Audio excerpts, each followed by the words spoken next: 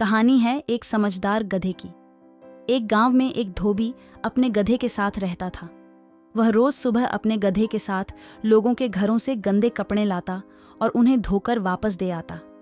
यही उसका दिन भर का काम था और इसी से उसकी रोजी रोटी चलती थी। गधा कई सालों से धोबी के साथ काम कर रहा था और समय के साथ साथ अब वह बूढ़ा हो गया था। बढ़ती उम्र ने उसे कमजोर बना दिया था, जिस वजह से वह ज्यादा कपड़ों का वजन नहीं उठा पाता था।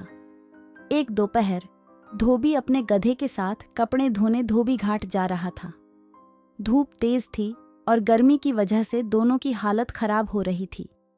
गर्मी के साथ साथ कपड़ों के अधिक वजन के कारण गधे को चलने में परेशानी हो रही थी। वो दोनों घाट की तरफ जा ही रहे थे कि अचानक गधे का पैर लड़खड़ाया और वह एक गहरे गड्ढे में गिर गया। अपने गधे को गड्ढे में गिरा देख धोबी घबरा गया और उसे बाहर निकालने के लिए जतन करने लगा। बूढ़ा और कमजोर होने के बावजूद गधे ने गड्ढे से बाहर निकलने में अपनी सारी ताकत लगा दी, लेकिन गधा और धोबी दोनों नाकामयाब रहे। धोबी को इतनी मेहनत करते देख कुछ गांव वाले उसकी मदद के लिए पहुंच गए, लेकिन कोई भी उसे गड्ढे से बाहर नहीं निकाल पाया।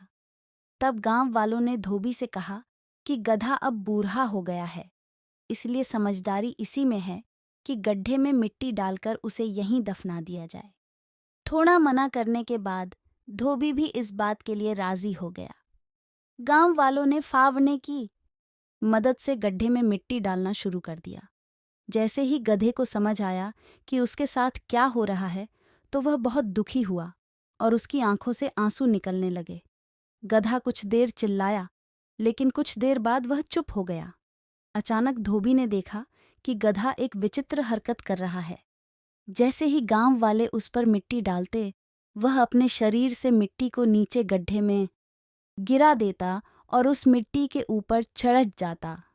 ऐसा लगातार करते रहने से गड्ढे में मिट्टी भरती रही और गधा उस पर चढ़ते हुए ऊपर आ गया।